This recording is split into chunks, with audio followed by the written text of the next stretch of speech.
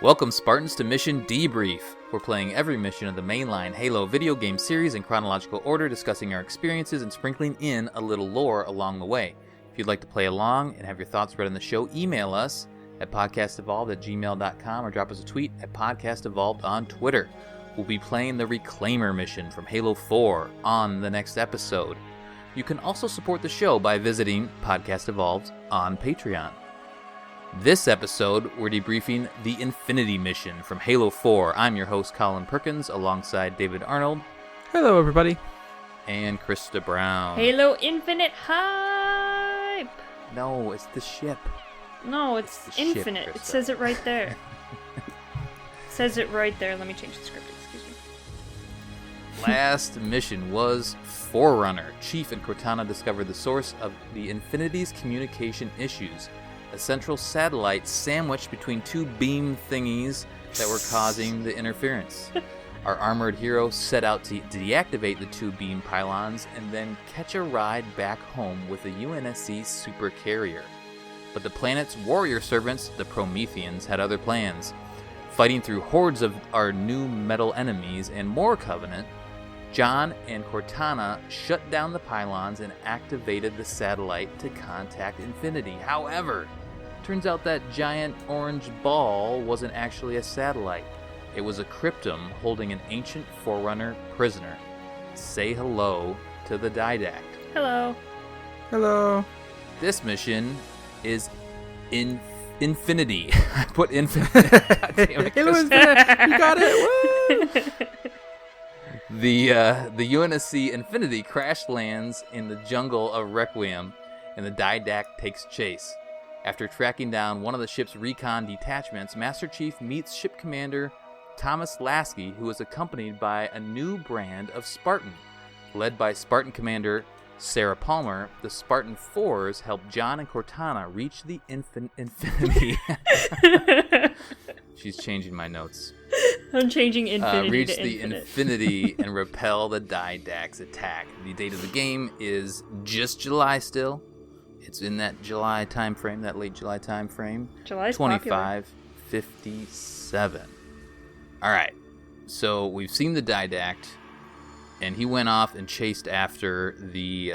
You remember that last cutscene where Chief's kind of standing there. It scans Chief, and then it takes off because the Infinity crash lands into Requiem, and we have our opening cutscene, which is pretty light, but it's also interesting. David, do you want to take us through that?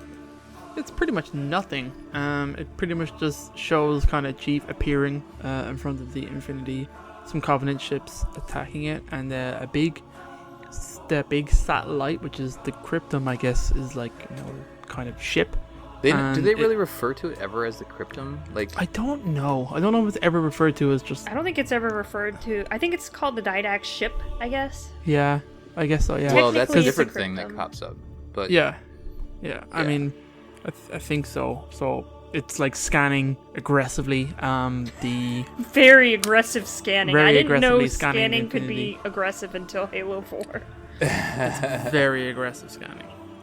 And that's pretty much it. Chief kind of just rocks up. There's some radio signals going online. You can hear Del Rio issuing orders, and I think you do you hear Lasky here as well? I can't remember. Yeah, he starts like talking like, "Oh, we're just bad."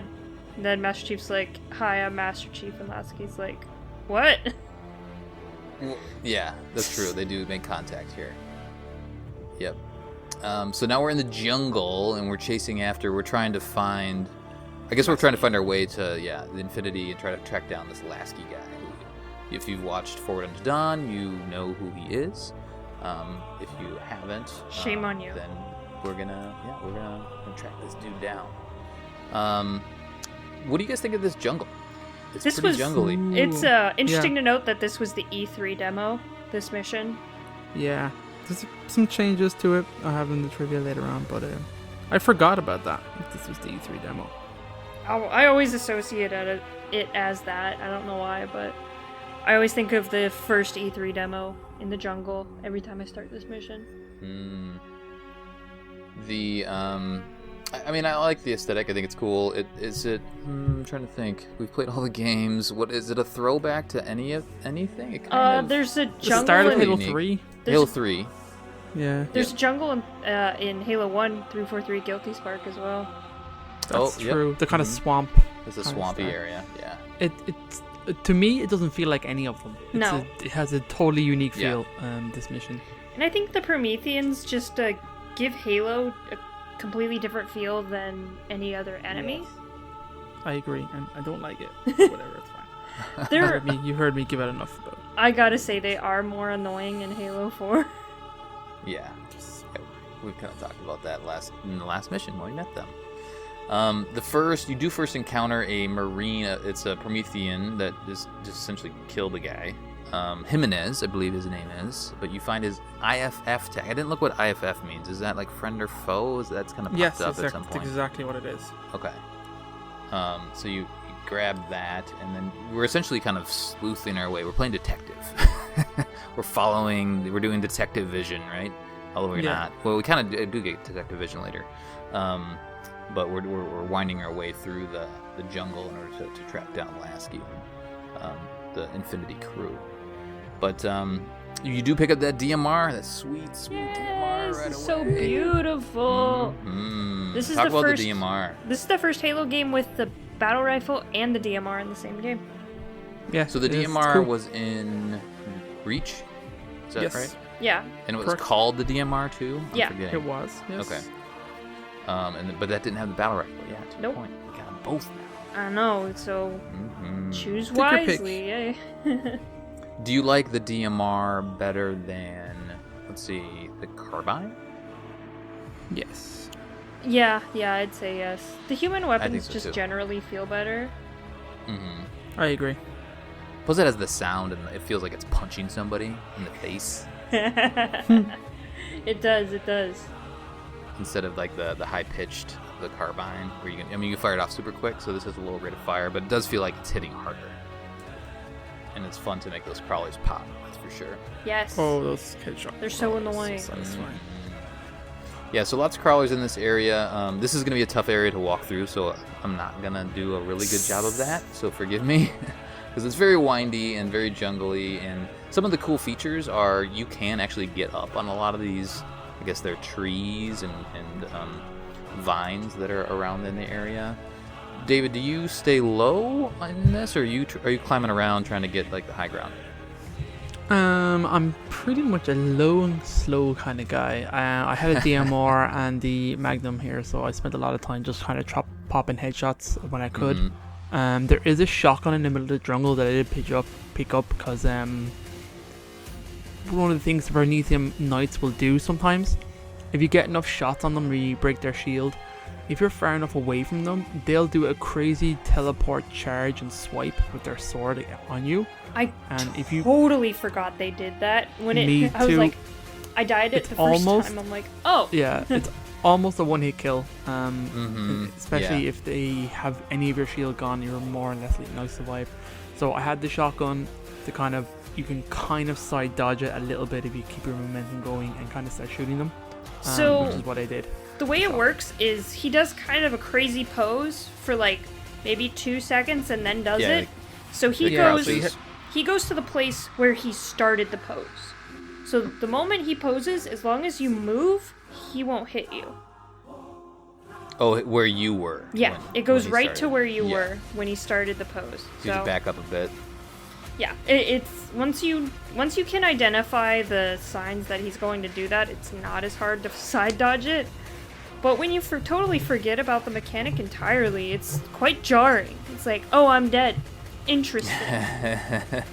Could you set up a assassination from that, like by going forward a little bit? I think that if that? you're in his path, he will hit you. He'll cut you down. Yeah. Oh, he will. Okay. Yeah. You could probably do one of those Promethean grenades where you were, like drop it at your feet. You could probably kill him that way. That's a good idea. Because usually when he's doing that, his shields are already down. So he's usually 1 or 2 shots. I like that. All these strategies. But the crawlers are high and low. They're like on the sides of the trees and in the vines, and they're just kind of all over the place. Generally annoying. Yeah. It feels like there's more Watchers in this mission in general too. I think we start to see a few more of them around. I feel like almost every Promethean gets a Watcher in this mission. They're a good few, or they pop a lot of auto turrets as well. Yeah, those are annoying too. There's a lot of those, so you have to be careful of them. Another thing... I tend to be... Sorry. Another thing I completely forgot is that crawlers can hold binary rifles. Oh, yeah. I totally forgot about them, and then I died. I'm like, oh yeah, that's a very, very nice thing that happens, so...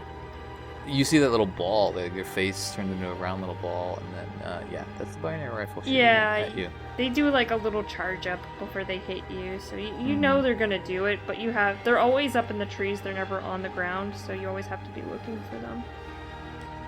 And they're this game's equivalent of Jackal snipers. They suck. One hit with kill. their one hit kills, yeah. Super accurate as well. Yep.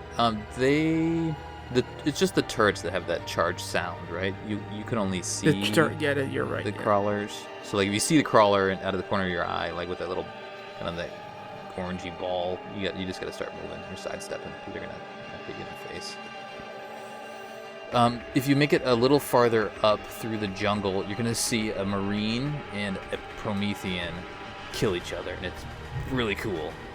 Yeah, it's pretty dope. I think does the soldier or does the Marine, does he like shove a grenade into the guy, or like? I think so. Yeah, I think he just pulls a grenade and holds it like to himself, essentially killing himself and this dude. Yeah, it's pretty awesome. It is pretty cool. And at this point, you're on like a little ridge, and at this point the Promethean drops Promethean vision, which Cortana says, oh, that's how they can see us through the jungle. Which doesn't really come into play a whole lot. I mean, you can use it and do feels some kind of fun things with it, but it's not crazy good. I've seen some people use it a lot online, way more than I thought. It was much more useful in multiplayer, though on multiplayer it creates like a blip on your radar, so you can see that someone's using it. Oh, okay. It's essentially thermal for anyone who's never really used it before. It's just thermal heat vision that picks out enemies. It's interesting that you say that this was the demo, the E3 demo, because this, like, even having Promethean vision kind of feels demo-y right here. It's like, oh, you can do that. It's a cool little, it's a cool show off of the technology. Yeah, it's a you really only thing use it. You really only use it in kind of this little spot here, if you do use it at all during Halo 4. Which you don't really need it in campaign, honestly. I feel like it comes more in handy with other things, but... Well, there's not many other areas that are like foggy where you can't see very well. Just this it's very much environmental, and they didn't play with it as much as you may think they might, given that this mission has a kind of fog and reduced visibility. But the game itself doesn't play with that. Doesn't ever encourage you to use it other than Cortana saying, "Oh, you should pick that up." Yeah, right. It's fun to discover it for the first time and play through this little area, and you see the crawlers they jump all the way up onto the ledge up here, so you can kind of see them do that. It's fun to try to get pop them open as they're jumping up in the air. You could also maybe even get some those assassinations, those sweet crawler assassinations, if you can get behind them as they're jumping up. So generally, I mean, I do enjoy this spot. But again, it's kind of the only time you're using this armor ability, and only time you really have an encounter like this in Halo 4. The splinter grenades are kind of annoying here. You got a bunch of those, and then to your what you said earlier, Krista, is a lot of the crawlers have those binary rifles here too. Let's see here. We keep going through. I mean, anything else of interest? So again, we're playing sleuth. We're trying to find these IFF tags. The next one that we get up to is, I think the guy's name is Peters, I believe. But you find another one, and then you keep tracking through the jungle from there. Really, we're trying to get. There's a spot where you get to where you're kind of climbing up, and this part's always a little confusing for me. I've played this mission enough that I know where I'm going. But was this ever a sticking point to you? Because you have to climb up or into the trees. Krista, did you remember that right away playing this again, or did you have trouble finding it? I think there's like a huge branch that kind of looks like a path. I don't think I got stuck at any point in the jungle. Okay. Me too. I don't remember having any difficulties really. And honestly, I can't go back to my first playthrough. I can't remember if it was a sticking point there at any time. Yeah. I mean, you'll figure out eventually if you're just wandering around, but I think it might give you a waypoint eventually as well. But, yeah, anything of note before we kind of hit our little interstitial cutscene? Anything else you guys want to chat about in the jungle? No, I did like it. It's cool. You know what I mean? I like the idea of fighting these super advanced AIs through a jungle, even though I don't like fighting Prometheans, but it's a cool juxtaposition. It's a cool kind of environment. The jungle looks cool. Halo 4 is a beautiful looking game, and like I said, at every mission, so I think they did it well. It didn't last very long, which is what I liked as well. You kind of move through it pretty quick. There isn't any crazy difficult scenarios on the mirror up to this point, or just like the snipers.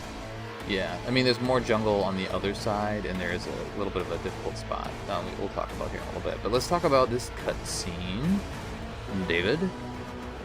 Yes, so this cutscene's pretty famous. So it introduces a new character that I have gone on record as really disliking from the get-go, and from her very first opening of her gob, despite the fact that I love the voice actress. Jennifer Hale is amazing. Hale. So if you don't know who Jennifer Hale is, you might know her from BioShock Infinite. She was Lady Lutece, or she was Femshep from all 3 Mass Effect games. And literally, if you look her up on IMDb, she's in every video game you can possibly think of. She's also so a bunch of many cartoons and stuff too, I think. Yeah, she's a pretty recognizable voice, but she does great work. She's prolific, yeah, for sure. Yeah, and she's still the voice of Palmer, but unfortunately Palmer sucks.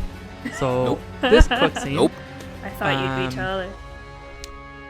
One kind of side note in the trivia that I actually remember doing: if you have Promethean vision and you turn it on when you approach this door, you can see through it, and you can see all the Spartans on the far side. Kind of walk up. It kind of. Wait, Spartans? There's more Spartans? What? Oh yes. Oh yeah. So we all don't know these about things. this yet. So the door opens and you're greeted with 2 Spartans that look weird. They don't look like you.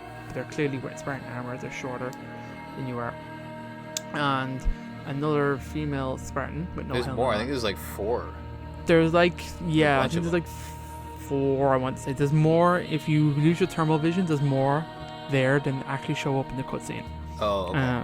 Gotcha. Which is kind of the one interesting thing. There's 5 Spartan 4s behind the door, but when the cutscene starts, there's only 3 Spartan 4s, including Palmer, which is kind of a weird thing. But anyway, you're introduced to a character named Sarah Palmer, and you get to see Thomas Lasky. I don't think you'd seen Lasky before this. No. Like actually seen him in the game. He wasn't in the cutscene. So can I just pause you right here? You can. If you watched Forward Unto Dawn, I was a little disappointed that they didn't like the guy that they. Actor? It wasn't the same guy. I was really hoping like it would have been so cool if it was the same face, but it wasn't. Anyway. Yeah. Continue. Also, he has a nod to that, telling Master Chief, "Never thought I'd see you again." Right. Yeah, which That's very cool. I did like, but I also got the impression that Master Chief has no idea who this guy is. Oh no, he doesn't. He's just like, okay. He's like, I've saved a lot of people. Sorry. Yeah. I don't remember you, dude. There's no really discussion point, but I've always did like the build-up of these characters outside of the game, so that they felt more of a character in the game. I do appreciate that, and I appreciate what Forward Unto Dawn did in building up Lasky as an important character, and he's gone on in the books and other lore as being like a pretty cool and pivotal character, and I no doubt will play a big role in the next Halo game. But that's some transmedia right there. Thank you, Kiki. Yeah, it is. But that's just where this kind of cutscene comes from, where Lasky says, "Oh, I didn't expect to see you again." He says, "You've picked a fine time to come back to us." I think then, pretty much straight away, Palmer looks Chief up and down and goes, "Huh, I thought you'd be taller."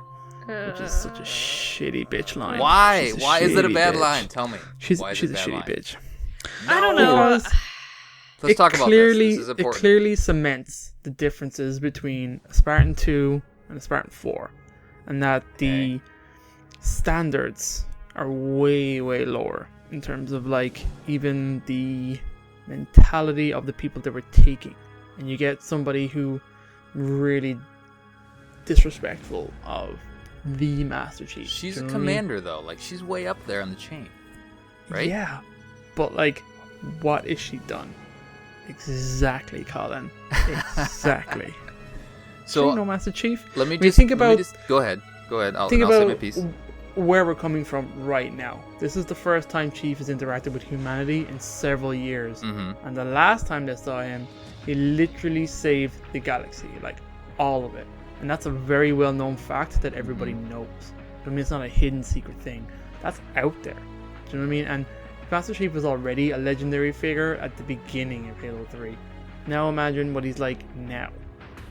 And then you get... Now, I get that this is very much from... And you can get that tone where this game starts with the very beginning with Halsey being interviewed. And you get the impression, like we said, they're very much trying to discredit the Spartan 2s and in particular Chief. They're trying to tear them down.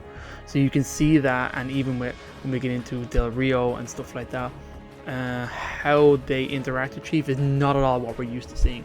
Any other kind of, like, you see the military branches turn on Chief, and you can see where that goes, and that sets up things down the line in future games. But it all, for me, starts with Palmer. With so you think it's disrespectful, is what you're saying? Totally.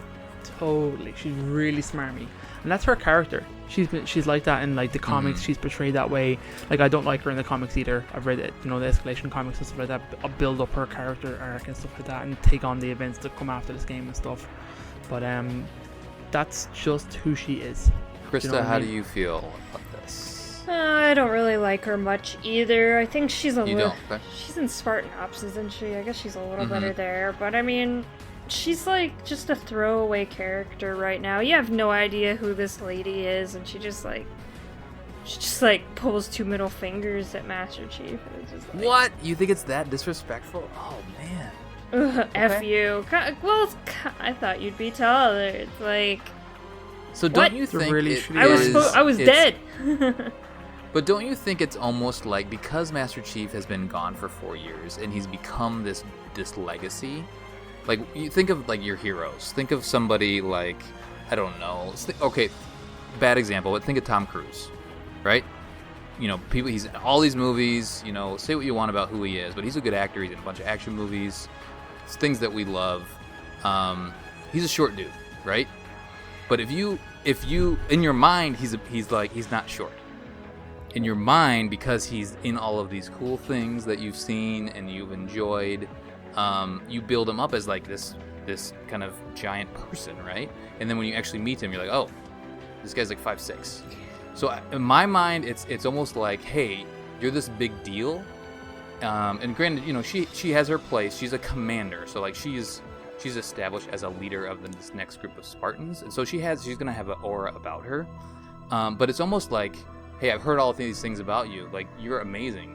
I thought you'd be taller because of all these stories. That's not how the line is delivered. No, and I feel like... I know where you're coming from, but that's not the impression I got with how that line is delivered. It's supposed to be playful. I think it's her putting herself on equal footing with him, which I don't think is appropriate. There's that too. I understand there's a military rank involved, and there's definitely experience, and that Spartan 4s were taken from the military. They were already experienced veterans when they were taken into the program. I get that. But you still, when you see the Spartan 2s, especially Chief, rank is irrelevant. And you see that in this game so much. I mean, Master Chief's he transcends. Hero.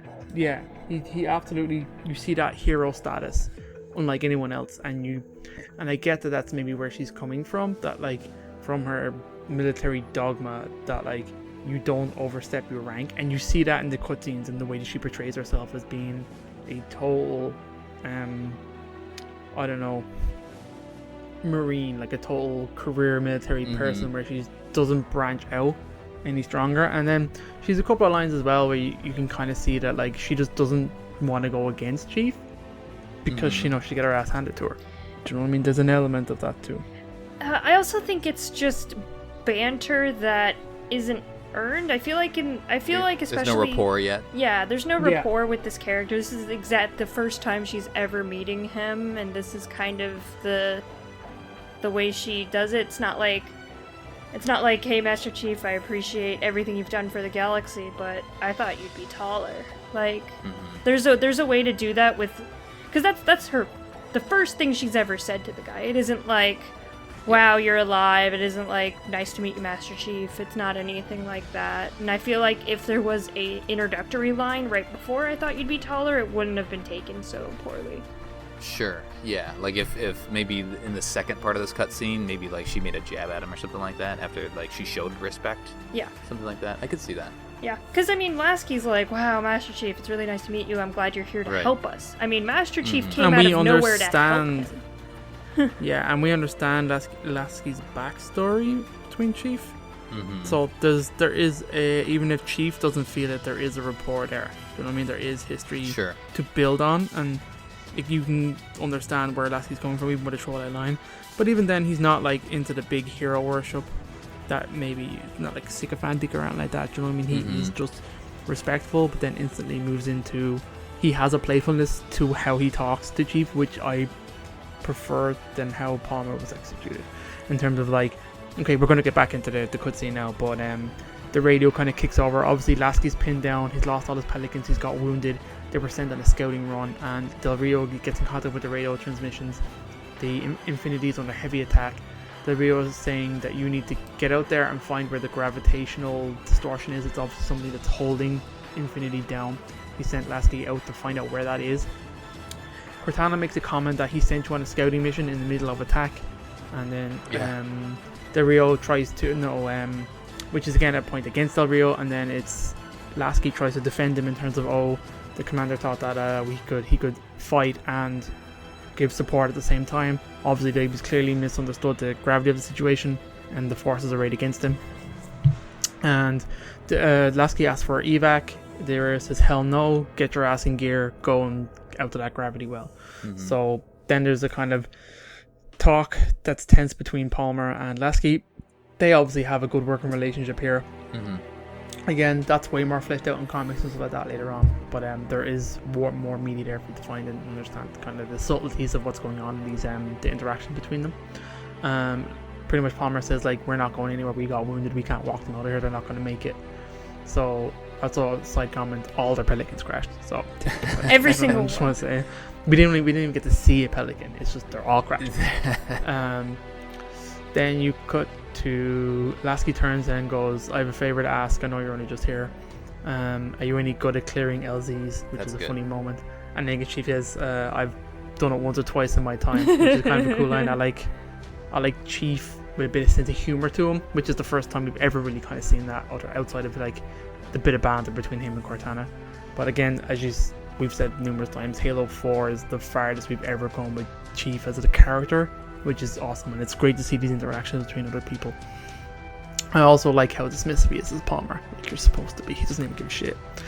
The cutscene kind of ends with Chief going out the other side, and they pretty much have a game plan. I will say that I noticed today for the first time ever, which I thought is weird. When you come out of here and the gameplay picks up again, you have 2 Marines with you, not the 4 or 5 Spartan 4s sitting in the room. Why are these Marines coming out to die against these crazy advanced AIs when you have other Spartans sitting there? Because the I don't know why I never caught that before. But again, and I just want to say how badass the Marines are as opposed to this stupid Spartan 4s that just carrying behind Lasky. You know, whatever. I've said my piece now. Get it all out. Palmer sucks. Boo. No. All right. So the cutscene ends. We come out of this little, I don't know, this secret area. I don't know what you call it, a little refuge structure. Then you immediately have the terminal right there. You can pop that. We'll talk about that a little bit later. Yeah, I forgot it. Yeah. I actually got turned around originally, so I cleared this area and I was wandering around. I was like, and then I found it kind of as I was trying to find my next spot. Is there an achievement, David, here? So these Marines, are these tough. the Marines you need to keep alive? It's like on heroic. It's these 2 and the next ones that you meet. So this achievement is on heroic or higher. Keep these Marines alive until you get to the next area. It's very difficult to do. I won't lie to you. It's just babysitting. You gotta like be super aggressive on the offense. Try and give the Marines as many power weapons as you can. We're coming up on a unique weapon into this game, or from this game, that's useful to give to a Marine. I'll let Colin introduce it when we get there. Yeah. Just think about that. So I mean, giving Marines power weapons is always awesome. It's always a good way to kind of help keep them alive. you can't do anything about grenades, and the AI it's always kind of been, so you so gotta when one do of all them the heavy dies, lifting. do you just have to kill yourself? You gotta restart. Yeah, you gotta restart the checkpoint. Oh, the full checkpoint. No, Yeah, you go can back just to kill the- yourself, and if the Marines are still alive, you should be fine. Okay. Yeah. It just sucks. It's a really sucky achievement. Well, especially down this, so you find your way, you climb up this little vine tree branch area, and then there's a narrow, I guess, corridor of the jungle, and that part's rough because there's a knight in there and he's chucking grenades, and there's a bunch of crawlers. That's an easy spot to get overwhelmed, I feel like. And then you have the next spot where you're kind of going down, and then now you have a couple Marines dug in down below, and you need to make this climb up the. So where does the achievement pop then? When you get to the top of the hill? I can't remember when I've done it. I think it's not when you get to the top of the hill, but you then have to defend it from It's waves after of that enemies. too? I'm pretty Yeah. sure it is. I can't It's be when 100. but I'm- I think it's after Cortana opens Cortana, the door. yeah. Okay, that's rough. It's Yes, it super is. rough. Yeah. So we do find the railgun down here at the base of this hill. What? Tell me about the railgun. It goes pew Crystal. pew. It goes charge pew. It's kind of like a faster firing Spartan laser in a lot of regards. It's less powerful. It's a lot more easier to use generally. It's more for infantry than vehicles. So it's really good to take out knights and stuff like that. But when it comes Do they to pop with one shot? No, not on heroic anyway. I don't know about normal. I think if you can, it'll at least take their shields down though. Yeah. Yeah. So you Get can him always twice. do that. Single and then pop them. it's a single shot weapon. It only has about 5 in the clip plus 1 in the round, so you get about 6 shots out of it. The slow reload is kind of what burns on me, and also I suck at like any accurate based weapons, so you need to be accurate with it because you only get 1 shot, and then you gotta reload, and you don't get a whole lot of shots, like I said. But it can be cool. It's a greater area of effect blast than I remember it having. I managed to take out a knight and the watcher that was hovering above him in 1 shot. And Nice. I wasn't expecting to do that, so I kind of forgot that it had that ability. There's some cool variants of it in Halo 5, but we're not there yet. It's the sounds it makes, the kind of vibrations you get from the controller, and just the overall, like, the way it shoots is really satisfying. Yeah, it does have a satisfying shot. That's a good shout out, actually. Yeah, and the little explosion it makes on the other end. Yeah, it's a lot of fun to play around with. Do you guys use it multiplayer much? Yeah. No, it's a God, lot no, of I fun. suck at it. Oh, God, it's so much fun. I bet if you get good with it, it can be pretty cool. Because it's probably a one-hit kill. Oh, yeah. Yeah. It's so good. It's beautiful. The turrets are here, which we all love and hate. Love to hate. I actually, only use the If you're turrets. fast enough. No, I'm saying the Promethean Enemy turrets. Oh, Yeah, if you're those quick enough, you can kill the watchers before they beam them in. Kind of build them. You have to quick. be really fast, though. Yeah, you might get 1. You'd be lucky. You'd be really fucking fast if you got 2. But you need 2 accurate shots maybe with your new fancy weapon railgun. Will actually take them out. Yeah. Pretty swift. Yeah, the watchers are a problem in this area because they keep rezzing everybody. Yes, they You really do. need to prioritize the watchers. Also, the turrets will die with one of the splinter grenades if you just throw it on it. Oh, good shout. Oh, nice. It just Okay. sits on them, so it's kind of easy to get rid of them like that. Yeah. So those things are annoying. Man, just thinking about this I know I've gotten that achievement with the Marines, but this area is rough. So you got to It lead is. everybody up. You got to make it all the way up first of all. So you got to take out the Promethean turrets. All the Prometheans that are there. Get everybody up, and then you do have 2 turrets on the top. So you need to jack Cortana in. She's got to open that door, but she's going a little wacky again. She's taking a little longer than she should on this thing. And we have a little defense point here. So there's 2 turrets. I take the turret turrets. right. Are there 3 turrets? Yeah. Where's the other one? Are there 3 turrets, Krista? Yeah, there's 2 right by the door, and then there's 1 all the way to the right. Oh, I think I forgot about the one in the middle. Yeah. I know the one all the way on the right. That's pretty Yeah. cool. The Okay. one all the Right. way on the right is the best one, honestly. Is it? Okay. I always use the first one, like the most prominent one, right by the door. And I was having some luck on this last playthrough doing it, but you do have to be pretty accurate, and you can't just hammer on it because it'll overheat. Yeah. Yeah. The nice one about the one all the way... The good and bad about the one all the way on the right is that, like, enemies approaching you can't shoot you. You can't shoot enemies approaching you, but it also kind of... They kind of trickle into the door, so you just kind of get them as they're slowly approaching you. Mm-hmm. So that's what I usually use. I just kind of hide there, because it's pretty... There's also, like, a box you can hide. If you get low shields, you just get off the turret. Don't take the turret off. And you gotta hide there. Yeah. That's the worst. I hate accidentally hitting the button to take the turret off. It's just like, this is useless now. This part of the mission, though, like, it's hard with a single player, but when you have more than one person, it's so much everyone just easier. goes on the turrets. So much easier. Oh, yeah, God, you clean up. Yeah. It's fun, still, but it's just, it's way easier. I don't think Halo 4 scales for multiple players either, so... Yeah, I don't know if it adds, like, if they're more difficult or if it adds more enemies. No, I don't think so. Yeah. I think I burned through my railgun here. I don't have my railgun anymore. Oh, yeah. I usually try to have a DMR, and then I'm just going to scramble. If for whatever reason I'm not doing a good enough job with my turret, I did this last time, then I'm just running around scrambling for ammo. But I've played this part of the mission a lot, so I'm pretty decent with that turret. Do you guys rip the turret off when Cortana finally opens the door? Take it with you? I do.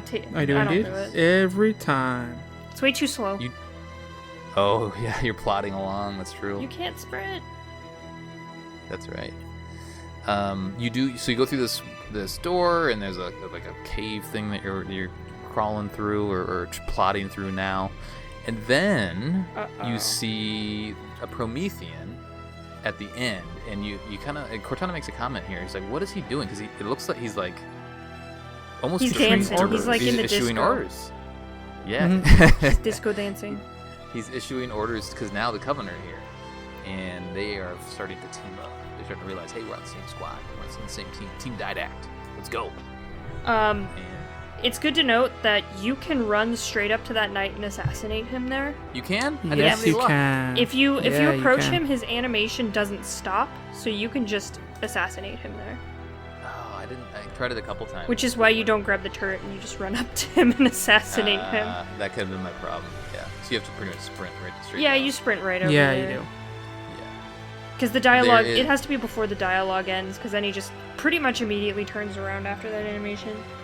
He just F's off then, yeah. Yeah, he's like, hey, who are you? I like this little spot here. It's lots of different ways to approach it. I love this. I really love this. I love the mix of Covenant and Prometheans. I think it's super cool and super fun. It's the first time you fought them together, I guess, right? Yeah, and they're not fighting each other. Mm-hmm. And you have the area off. There's like a cave on the right where there's a jackal sniper on the side. Super helpful on Legendary, those cave systems. Mm-hmm.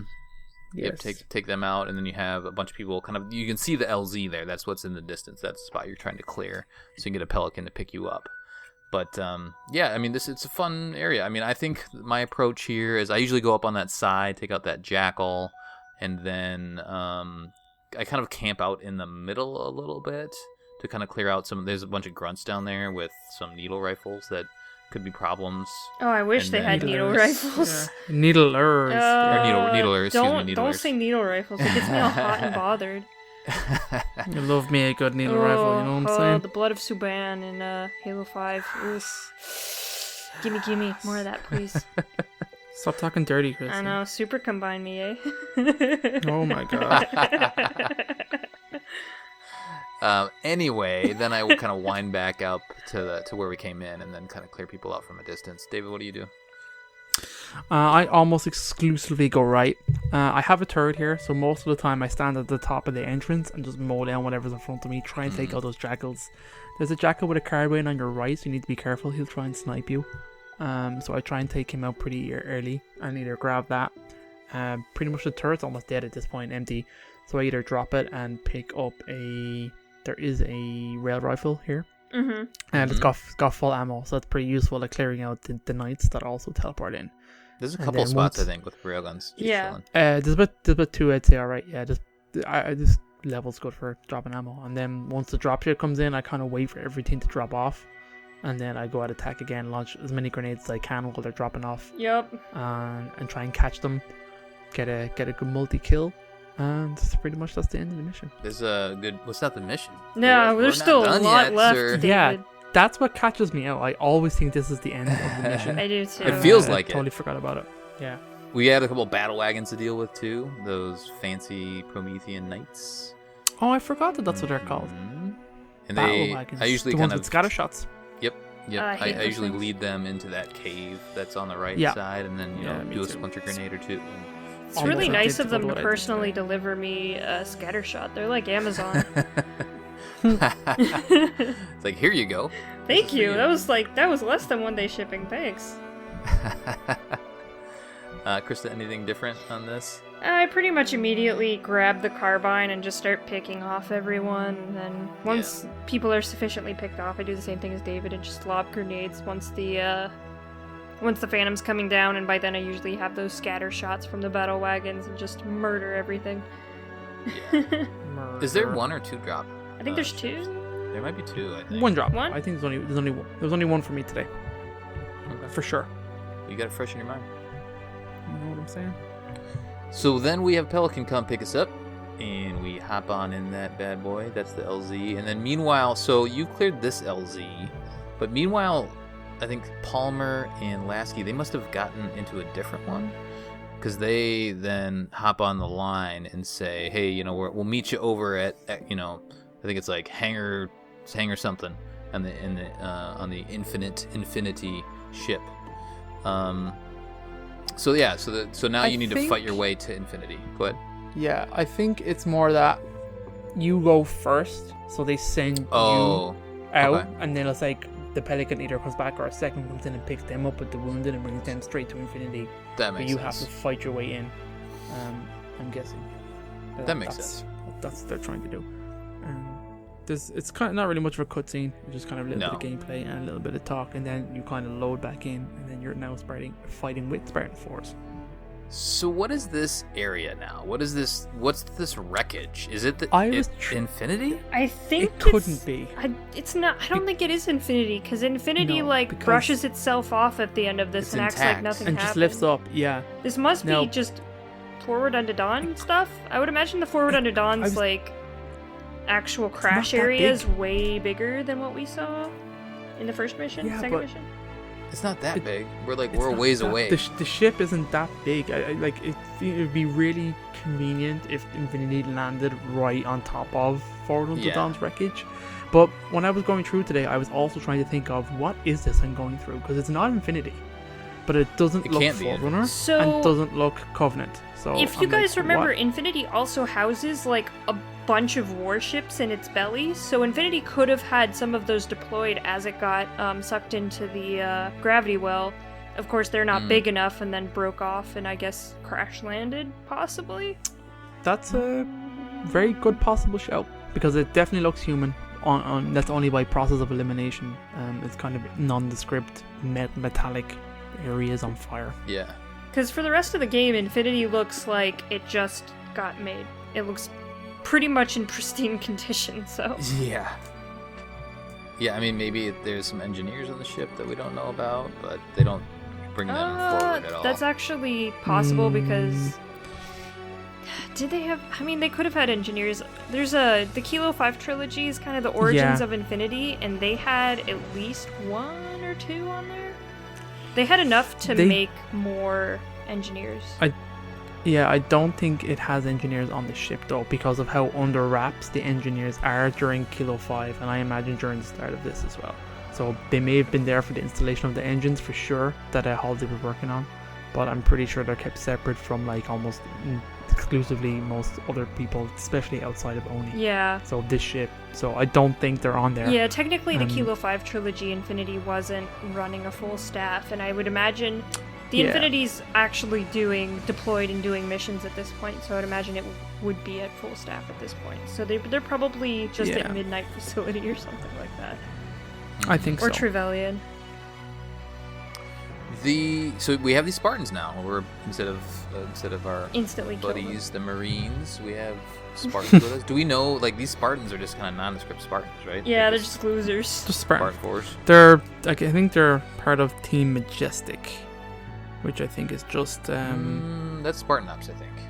I don't think. Yeah, but she says doesn't she Palmer says a say couple Majestic different numerous times? I think she says a couple different names. Does she? Okay. There's other references to other kind of like fire teams, but I don't think it is in this spot. So anyway, there's you guys maybe if you want to dig through the script, or the transcript, maybe you can find it. But anyway, so now it's Scorpion time, right? Woo! So the end of this mission, it feels like two very different missions. They could have ended that mission there and then had this mission is just the vehicle mission now, because we are in Scorpion and then something new that we get to find out about pretty soon. I mean, it's just Scorpion fun time, right? I mean, it feels good to be back in a Scorpion and just blowing up these Covenant towers and all of the ghosts. We get to deal with some race here. This part isn't super difficult. Like I feel like at the end of this spot, normally my Scorpion's on fire. This time it wasn't. Maybe I've just played this enough that I'm a little bit better in this spot. But it's good fun. It's good fun Scorpion time. David, anything to add? Nope, it's good fun Scorpion time, like you said. Most of the Spartans will jump on the side of your tank, and one of them will control the turret for you. Yes, the turret. That's new, turret. right? No. The Halo 2 or 3 brought in the machine gun turret on the front. Oh, and one of them you could control it yourself, though, right? Yeah, that was definitely Halo 1. You could do both. Yeah, yeah, the turret was on the same turret, as it were, as the cannon.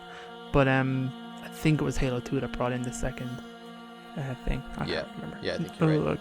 Two separate ones. As you... Then, what am I saying right now? Nothing. Yeah, it's great. There's some cool moments. There's a lot. Just be careful of the fusion rods, pretty much, that go off. You fight a couple of rates. I remember this part on Legendary being quite difficult to survive, just with all the fire that you're taking. The tank is quite slow, and if you only have access to the main cannon, you really gotta be accurate with your shots. You can't afford to miss, because ghosts will wreck your shop as well as the rates. Yeah. So just be careful. Chris, are you playing on Legendary still? Or did you back off? So the problem is, like, the Halo 4 missions are really, really, really long. And so Legendary makes it even longer. Because this mission took me, like, a good maybe 40, 50 minutes to complete. And I'm like, it'd literally be double that on Legendary. So for now, I am not, sadly, just because in the interest of time, because I usually play these like right before the show. So yeah, that's okay. No, I get it. You're not. I'm not. I don't think less of you. I still think. I have beaten it on Legendary before. You can look it up. Share that achievement. Let everybody know. Krista, anything else that you do differently before we get to the Infinity? You know what? This is just fun shooty bang bang time. Yeah, I think so too. We've talked about Scorpion missions in the past, so I think David kind of covered the basics, but it's good. It's you're driving through this wreckage, blowing shit up. Feels good. Love the Scorpion. But you do get to you drive at the very end of this, when you finally get up to the Infinity, you get to drive it onto a little elevator. This awesome moment. Yeah. It's like the reverse of the intro Forward Unto Dawn into Halo 3, when it kind of flies in, that epic moment, and then the elevator comes down with a tank on it. You get to now drive in. It's so and I think nothing really sells the scale of the Infinity yet until you do that and you kind of think about it, because part of this mission, as you're kind of running through, there's a radio on the ground and there's some chatter from Marines, and it's them screaming for help. We're getting overrun, and another Marine chimes into the radio and says, you're a ship the size of a city, how are you getting overrun? Which is a kind of cool just throwaway comment that's just there in the background. So then when you get to this lift and you kind of drive up in the lift and you're just in a hangar bay in a tank blowing shit up, it's just so cool. Yeah. It's just a cool moment to drive in and see that all in one sequence as the lift kind of takes you up into the ship. It's cool. And then to your point, you can stay in that Scorpion. There's other stuff in this hangar bay. Oh, you have to. You just stay in There's the some Scorpion. warthogs and stuff. Just but why would you get out? Blow stuff up. You got a couple hunters in there to deal with. Oh yeah, definitely get the hunters, because they're a pain in the ass when you don't have like a rocket launcher or anything like that. Yeah, if you play with more than one, if you're playing multiplayer, then somebody else can maybe go hop on the turret of the warthog. But yeah, you got to clear this little area out. And once you do that, then Del Rio pops on the line here. So Del Rio, we haven't talked about him yet, really, I don't think. He's the Captain Del Rio. And we have thoughts and emotions that we'll share as we learn more about him. I have so many. But he kind of starts out okay, right? So I'm going to read the little dialogue that we have, and it sets a little bit of a tone. Like Lasky shows respect, and I think Del Rio shows respect right away. But things change from there. But Del Rio says, "Master Chief, this is Captain Del Rio. Lasky just radioed in. You picked a hell of a time to rejoin us." Then John, in his short, he always has short quips. He says, "What's your status?" Del Rio says, "That satellite," again they're referring to the Cryptum, "that satellite took down the ship's defenses and is extracting data from the ship's mainframes as we speak," which is kind of interesting to think about. So the Didact is kind of scouting, maybe. He's trying to figure out what this big ship is. Well, he's looking for humanity's homeworld. The spoilers, with the domain down, he's trying to find out what the hell is going on since he's come out of his Cryptum like 1,000 or how many, or 100,000 years of history. He's trying to fill in the blanks. I imagine that's what he's trying to do. That makes sense. That's cool.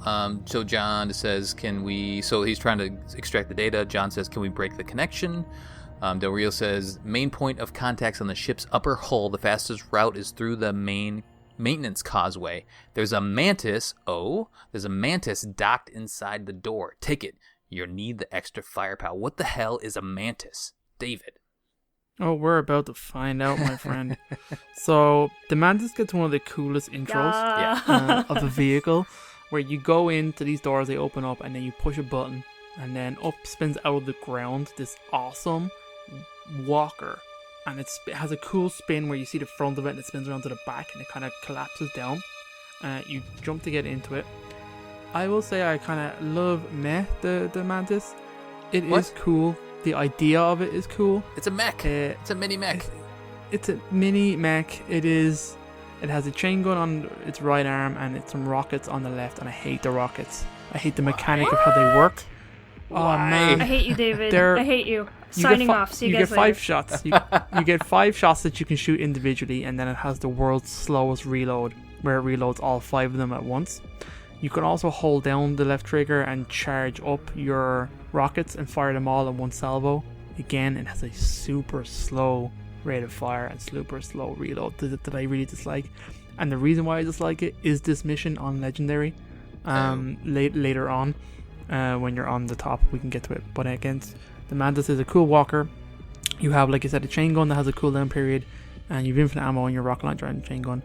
You also have a smash, which is essentially a big step, which is epic. It is epic. I will say one thing about that: the stomp and the effect of the cloud and the dust that you do up. And there is nothing more satisfying than stomping a ghost or a wraith, or if you manage that. I did it once, a banshee. It's so damn good. Do you know what I mean? It's amazing. It just explodes. Also, another cool thing is, it's not really in the campaign, but when you hijack a mantis, you literally just climb all the way up onto the back part of it. Oh, I've never done that. Punch it. Yep. That's cool. It's super cool. That's so very much fun. cool. I mean, it takes an awful amount of damage. I will say it's got that. shields, it's shields too, yeah. Its shields are really rubbish. I think my biggest memory of Mantis is just the shield being down and the siren going off, because that's just the sound of the Mantis to me. It never has its shield. It almost feels like it heals itself, though. I mean, you can take so much damage with this thing. You can take a lot of damage with it. It does soak up damage, which is the one good thing about it. Getting into and out of it's pretty slow. So if you're in combat and you need to get out for any reason, along this causeway there are other mantises that you can get out and get into if you do get too much damage. So I like that the game accounted for that. But this hallway is a pretty cool segment. I'll let you guys talk about it, but it's good.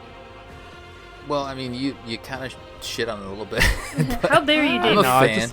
I just don't like the mechanics of how the rocket launcher arm. So you don't like that part of it, okay? I mean, the chain gun, I feel like I usually have the chain gun on the entire time, and then I'm kind of like I never really charge up the rockets. I think I just kind of fire them kind of individually a little bit. I try to be a little more accurate. So I charge them all up at once. Okay. And then shoot them all off, and then while it's reloading, I just use the chain gun and then once it's ready again, I charge them all up and then shoot them all off, is what I usually do. Yeah. But unlike David, because he's a loser and I hate him, I think the Mantis is super cool, and I think it's super fun, and also you can teabag with it, so ha! Can you? Yeah, you can crouch with it. Oh, that's hilarious. Can you crouch? Yeah, you can crouch with it. Just the crouch button? Yeah, it's just like, it goes down maybe like a foot. It barely crouches, but it's just enough. It's adorable. I don't think I've ever seen that. That sounds ridiculous. How dare you? How dare you? It's got that ridiculous, like, it's almost like a cod piece for this thing, too. Yeah. It's super long. I wish when you were boarding it, you just climb up that. You just grab onto the cod piece. You just kick it and then it ejects the... I like it. I also like how yeah, you get out of the Mantis. You literally just, you don't let the Mantis fall all the way down. You literally just jump right off. Like, you jump backwards out of there, launch yourself out. It was great. Mantis equals love. People who don't like Mantis equals off the show forever. So, whatever. If you would like to get involved with Mission Debrief, please send me a DM and we'll get together and talk about, recording times and equipment and stuff like that. The important thing here is to take out those turrets, because those things are going to wear you out pretty quickly. The Promethean turrets. And as you're walking through the ship, I feel like I tried to target them first, because they put a lot of damage on you. But yeah, just have fun with Mantis. It's a good time. Don't listen to David. Whatever. We do eventually get up to the roof. I guess the surface of the Infinity. And now we see our buddy satellite orb Didact thing, and he's out there. He's scanning the ship, and we need to get rid of him. So did they say I think they're jammers that they've put on there that are Covenant. Yeah, Covenant jammers are disabling your weapons. Mm-hmm. So the first thing you do is blow those bad boys up. Yep. And then the weapons on the ship surface kind of come alive. Yep. So it's another point where you just have to, I guess, fend off the Covenant. There's a bunch of phantoms that come in, and those are fun to blow up. You can use your rockets for that from your Mantis. There's another Mantis over there on the kind of to the left. That again, if you're running out or there's flaming, it might be a good time to eject and go pick up a new one. So do that. With multiplayer, it's handy because then the other person can get one there too. I'm trying to think. In multiplayer, there's only one Mantis through this whole area, right? Like, only one person can do that, and everybody else is on foot. Does that sound right to you guys? Yeah. I don't think I've ever done this. I don't remember. On multiplayer? Mm-hmm. Like if you do in multiplayer, I believe it gives you multiple Mantises when you initially get yours. Really? Yeah, I believe everyone gets one. Okay, that's fun. If it is, it's the case. But I'm remembering it differently. I think that might be only one. But anyway. Regardless, there is another one up here, so maybe you could get into another one if you have more than one player. And yeah, you're just repelling the Covenant here. So after you take out those jammers, then there's like a button that pops up that you need to push, and that will activate your Mac cannon on the Infinity, and then you fire that Mac cannon at the Didact to scare him. The Didact's instantly like, nope. Yep. See you later. Yep. See you later. Bye-bye. Also, yeah. The Mantis, like, blowing up everything in the Mantis is super satisfying. Mm-hmm. Very satisfying. Also, the this sounds sucks are on good. Legendary. 0 out of 10. Yeah. This part is what I hate the Mantis for, just because how long it took me to do it. How could you judge Mantis on Legendary? If you judged all the Halo games on Legendary, you'd be like, man, Halo sucks. I can't get through Man, it just took me so long to do this, and I just kept running out of rockets, and I was like, I hate you. I hate your stupid Honestly, you rocket kind of have to get in and out of the Mantis. Like, you have to get in the Mantis to do some of the major things, like take down phantoms and stuff, but once infantry drops, you have to get out of the Mantis, because you're just a huge target. Mm-hmm. Yeah, there's Banshees here that come down and strafe you, and there's loads of them on Legendary. Yeah. On Heroic, it's really fun. Yeah, it was okay today. I enjoyed it. Yeah, that's the mission. That's it. Don't we get a cutscene? Really do we? Oh, we have a fun cutscene. Yeah, it's we do. Kind of fun at the end.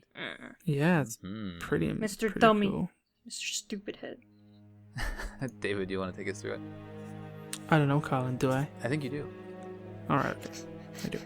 David's feeling bad. You're on thin ice, David. No, whatever. I don't really care. There's a cool moment when you activate the Mat gun, all the weapons activate and stuff. But you see some long swords and stuff. You see like pelicans all launch out and stuff. So you get like a counter offensive. You see a bunch of Covenant ships in the background getting wrecked. That was really satisfying. Mm-hmm. And obviously the Didact just totally bails. I get the impression it's more so than maybe he got what he wanted. More so, I didn't get the impression he was really that impressed. But the Mac, it didn't seem like it did a whole lot. I think, well, maybe it scared him off. I don't know. But anyway. He's outgunned at that point.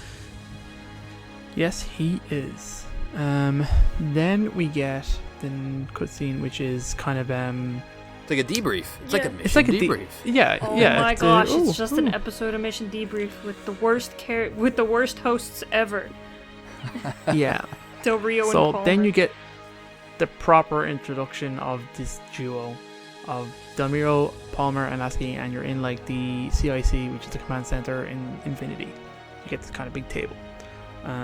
There is a cool kind of dynamic here then where you have Chief with Cortana and Lasky, and then you have you have Del Rio and Palmer. And Del Rio is totally dismissive of Chief in every way. He is not impressed whatsoever.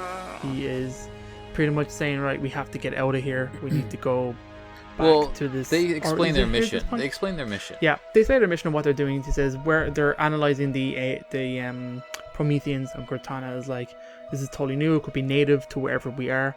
The Infinity's purpose was to go around to the other Halos and decommission. That's what they make it sound like. Yeah, because he says a line of, "Oh, we haven't encountered any of these in any other installations." Or the Chief goes, "What are other installations?" And they go, "Infinity's mission is to go to find the other Halo rings and establish research stations and eventually study and decommission them." They've found 2 others they mentioned, but 5 they and had 3. like recent 5 and 3, and then they said they have setbacks recently. Where like a science team got vaporized, and they don't really go into too specifics. But I think it's obviously clearly a result of activating the crypto. I think is the impression I kind of got. That no, obviously the rings have defenses, and we know that anyway. They wouldn't have known anything yet. I don't think. I mean, maybe, the crypto just got activated, and they're too far away to get any intel. True. I think they're just saying that, hey, like, things aren't working out as well as we had hoped. Well, and also Halos are extremely dangerous and have a bunch of weird, quirky things going on.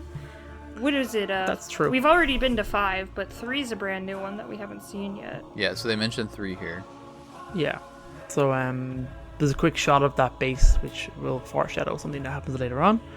And then they come up with a plan to pretty much get up and get out, because I think Palmer comes in with like a sit rep, and he's like, as soon as we can, we need to get out of here. We need to assess the situation. They want to go home. They want to go straight home. They want to go home. But that's what Chief wanted too, originally, right? Chief but now the Didact's Didact's like, I'm going to kill all of you. And he's like, maybe we should deal with the guy who said he's going to murder us first, you know? Yeah, the Didact is the bigger threat.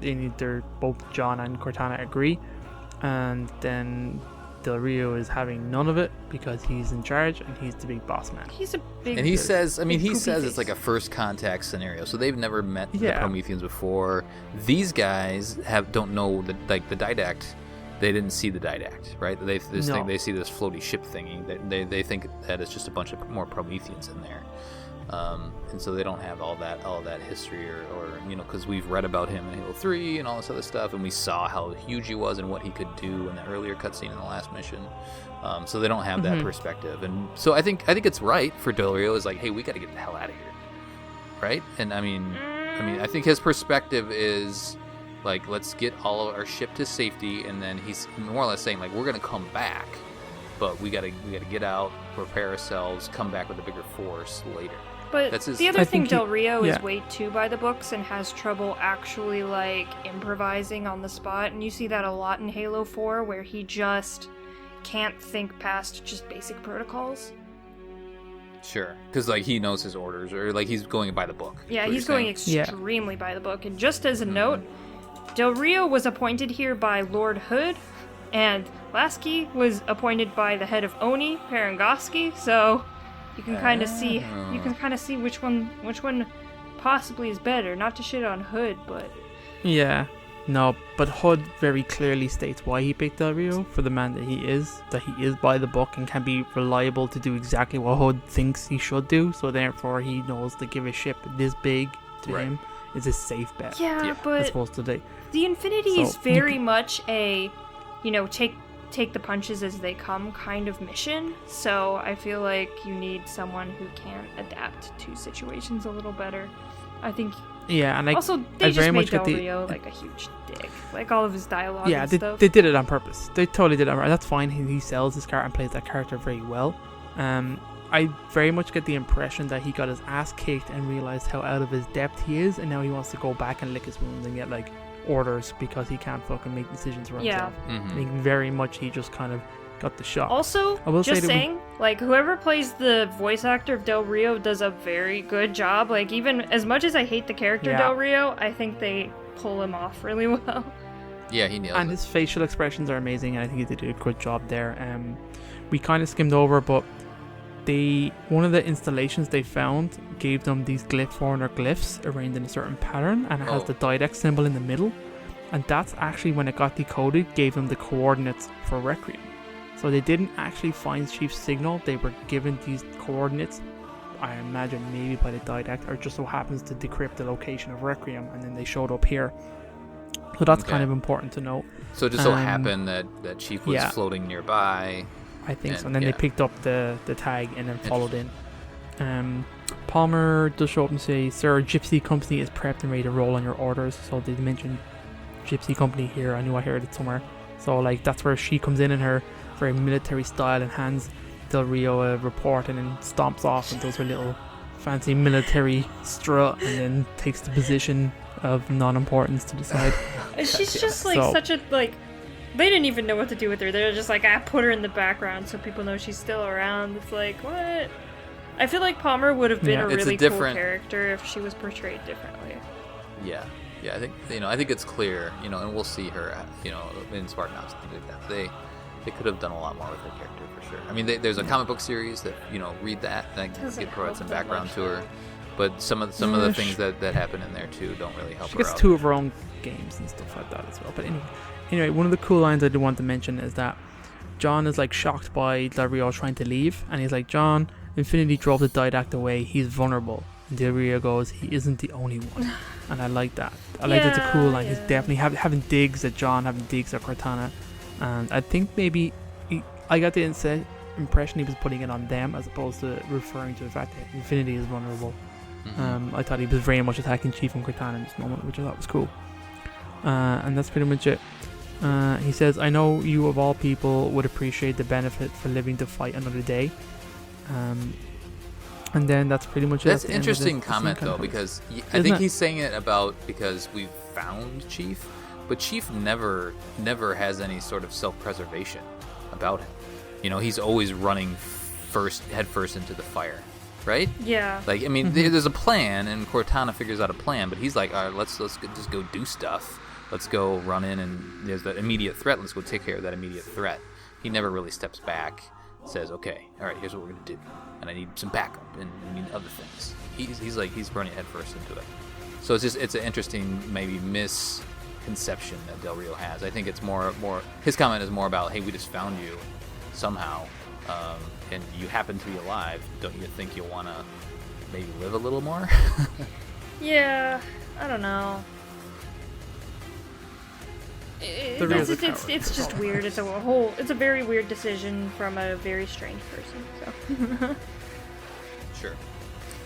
All right. I think we've covered enough on that. Let's see. What do we normally do? Do we do trivia? Let's do terminal first or trivia? Let's do trivia first, since we just talked about the mission. Then we'll do terminal. Yeah, there's not really a whole lot of trivia. I think it's just a general consensus for Halo 4. It's not a whole lot in there. I said about the Remedian Vision. One of the Mantis controls instructions is incorrect when the player is playing the recon controller layout. It will instruct the player to press A and overload the Mantis hydraulic system. This is actually the melee stomp, but when the correct button is actually B. That's what's interesting. I noticed that when the very first played this game, I thought when you play on normal, the instructions pop up on your screen and tell you what to do.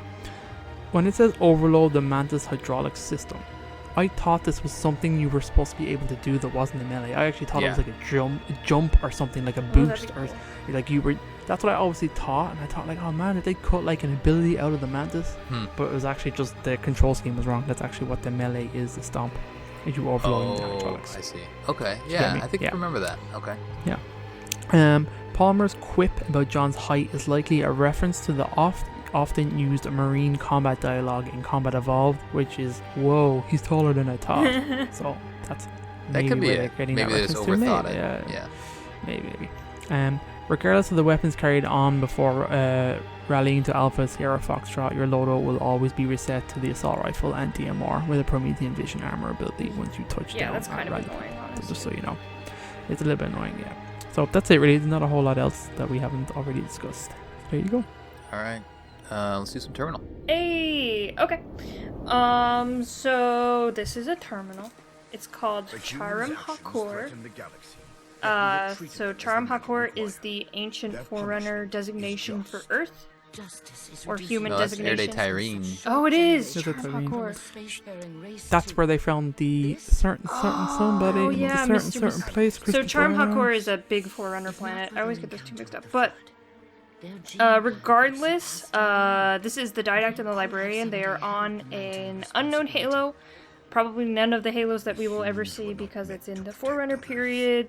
Kind of the middle Forerunner period, so it's probably going to be part of the senescent array, which are bigger halos that they literally kind of used more as zoos than even the current halos have been used. So it's the Didact and the Librarian, and the Didact's like, humans suck, and we punished them, and it was good. So obviously at this point, the Forerunners have beaten the humans and have regressed humanity, meaning that humanity was once very smart and spacefaring, and now they are very stupid cave people again. Basically, they have you see them with a very rudimentary village, sticks, twigs, kind of stuff like that. Obviously hunter-gatherer societies, and obviously kind of penned up on the Halo as kind of subjects, instead of actually a free people to, explore the galaxy as they want to.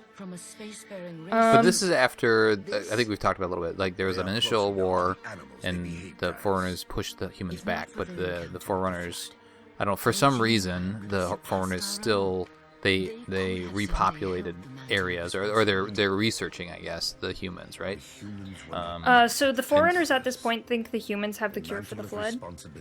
So they decided it was against the mantle to destroy all of humanity. I don't think they know about the Flood in this terminal. Yeah, they do. They do, and it's kind of explained a little bit more later. Okay. But yeah, in terms of the timeline, the reason why they didn't, it's explained elsewhere, why they didn't actually wipe humanity is, or fully, I don't really want to say that just yet, but fully do something, is because they were afraid of losing the knowledge about the Flood and the potential cure. Yeah. So instead of letting humanity kind of go on, they imprisoned a lot of them and also regressed a lot of them. So they just reduced their genetic code from, a spacefaring race to a very primitive race. And of course the Librarian's like, I don't like this. If it not for their Flood, they would have, kept flourishing as a society. They would have left us alone. The only reason humanity was aggressing so much was because they were running from the Flood and also destroying parasites as they came across them. And then Didact's like, yeah, but humanity sucks and I hate them. And then Librarian is like, yeah, you like the mantle so much, we have the mantle and we're gonna die carrying the mantle because we won't give it away to anyone else. And then we get fun floody space time where you see a bunch of ships being infected by Flood and Forerunner warrior servants like trying to kill them but then dying and then stuff like that. So it's obvious that the Flood are still very much a threat, and since the Forerunners have reduced humanity to nothing, now all they have to do is destroy the parasite. So this is pretty much the beginning of the Forerunner Flood War, i.e. the beginning of the end. As we know, the Forerunners have to resort to crazy measures in order to save themselves from the Flood. So that's about all this terminal has. The aesthetics are really nice. The lore contained in them is a lot smaller than we're used to, so Fun stuff there. Hooray. Terminal done. Hooray, thank you. Alright, community stuff, and then, oof, this is a long one again. Let's do these are really long missions, so... Yeah, they are long missions. Alright, David, do you have Facebook up? Do you want to do Facebook? I am ready with the Facebooks. Colin Perkins admin on the July 18th at 3:30 p.m. Wait, did you say admin? Admin, that's what it says. That's what stepped up within the last week. Yeah, congratulations. Congratulations on your promotion. Amazing. Thank you. Rewrite Palmer's quip, I thought you'd be taller. Open brackets question for mission debrief dash Halo 4 Infinity mission. So close brackets is a stupid picture of Palmer there. Nope. She's stupid. We got a few comments. So Ian Francis says, "Pew, you need a shower, man." Lucas Fitzer says, "Hey, my Spartan laser goes soy soy soy as well." Okay. Matthew Blankenship says, "I thought you'd have old armor." That's good. Jared Lizzie says, "I thought you'd be in space." Ian Browning Smith. Etoa says, "No need, the comment was fine." Boo, Ian, boo. Then stupid Colin Perkins says, "Agreed," with a smiley face, but he's stupid. Buddy Cool says, "I hope you're as tough as you look." He doesn't know shit. Kyle DeFredo says, "So we should just get this out of the way. I'm a bit of a bitch." Alright, Kyle. There we go. I like Kyle. that. Hey Palmer, especially the way she did Halsey and Spartan Ops. I agree, Spartan 4s have no place being Spartans either. They lack the discipline and cohesion of both the 2s and 3s. Love when Halsey responds to Crimson on the team. We first taught them to be silent, then we taught them to be Spartans. That was amazing. Yeah, it was a great clip. Ian says, "The way she did Halsey and Spartan Ops, you mean following her orders to kill her." Alright, that's not quips. Those aren't quips. We're not going there. We're getting there. Those are tangents. Down. Luca Real says, "Thanks for saving our asses a few years back, sir." Then she would salute him and show him the same respect she got from his fellow 2s. But I know I'm wishing for continuity between the game and the books. That's right, Luke. I'm with you all the way. Ian really doesn't think she's being disrespectful, so he agrees with you, Colin. Yep. Jesse says, "Here's my phone number. Call me." That's pretty funny. That's good. Ben McPhee, "So just so you know, my holo pass, leave the helmet on." That's pretty weird, my holo pass. Oof. Okay. Yeah. Oh, that's the holo pass. That's I think I know it. Okay. I think I know where we're going there. J Speed says, "You the shit, Johnny boy. So tell me, how do you sword fly and sword cancel, as I'm having trouble with it?" It's pretty funny. Brad Tharp, "I thought I was going to say something stupid, but now I'm just going to shut up." Christos, "Does anyone alive apart from Cortana actually know how pretty you look under that helmet? ? If I'd call me sir, I'd be you, John." That's funny. "This guy is King of the Hill champion. Is it just because he never came across a Spartan 4? I think she had plenty of promise," he says. "I just didn't balance her correctly in the reading of the escalation books. She has grown on me." Okay, Christos. Yeah. I respect that. You're incorrect. That's fine. Brad says, "Hi, I'm Commander Palmer, and this is my favorite shop on the Citadel. That takes my favorite." That's good. Favorite comment. There you go, Brad. You get a love. You get a love there, Brad. That's good. And that's Facebook. A lot of comments actually. Some good interactions. Good interaction. All right, cool. Discord, what do you got? All right, same thing. Rye says, I thought you were a baller. I thought you were a shot caller. I wish I had a rabbit in a hat with a bat and a 6'4" Impala. I'm not. Yeah. I'm very confused. You don't know what that is? No, I have no idea. Oh, it's a rap song from back in the 90s. Sounded like it was from something. Yeah. Really? Okay, cool. So that means she's a real G in that one, eh? Yeah. So my buddy Axif says, "So all that havoc outside was you? The stories are real then. Maybe not so much about your height." He says, "It sounds more playful and respectful at the same time. God, I hate that line, lol." Redacted said, "I thought your armor was greener." Winky face. Ian says, "Gotta get me some of them nanobots." Growth through trial of change, or Chloe says, "I thought you were deader." Hi, Chloe. Hi. Hello. Min says, "I thought about insulting the most legendary long-lost super soldier in the UNSC who saved the galaxy and was presumed dead adrift in space with no contact for humanity for 5 whole years, but then I reconsidered." She says that I immediately hated Colin. Palmer for her introduction because of that line. I only started liking her a lot later on Spartan Ops, and she says seeing her as a tiny Spartan 4 in the end cutscene was brilliantly satisfying too. Mr. Brexit UNSC Brexit says, thought you'd be Cryo. Minigan says, I thought you'd be Garrus. Ooh, that's good. I like Brexit that. says, I thought you'd be Winston. I'm already Winston. Matt says, I thought you'd be a woman. Metroid joke. And Muffin says, I thought you would have a limited edition Shamrock Shake only available at participating McDonald's restaurants. There's a weird Shamrock Shake thing going on the Discord. And, Discord. I'm just gonna say Discord's that weird, the man. really I don't long get one about Discord. insulting the most legendary was actually done by Blue Didadadida Badai, so. People keep changing their names on the Discord, so. Stop changing all your names. There was a poll to change everyone's name to Ryan, so. Things are not going well on the Discord. It's chaos. I keep putting chaos. chats on 6-hour cooldowns, but it's not helped at all. It's like looking into Chris's brain as it's going into the Discord. How That's what happens in her mind. How dare you? I only made this Discord out of the image of myself with Ian's help. Yeah, it's a bad place. Very bad place. How dare you? Well, Alright, now is that- I would is that I would all? like Is that all the all the Discord thoughts? people to join the Facebook group and just spam all of it to show our Nope. dominance over the Facebook group. We're going into Nope. war. No, Facebook wins every week anyway, Krista, so it's fine. No. You I'm can- pretty sure Discord You has can take your funnier stuff. Ryans. You can take your Ryans. wherever you All my want. Ryans, yes. Alright, I think that will do it Super long episode, eh?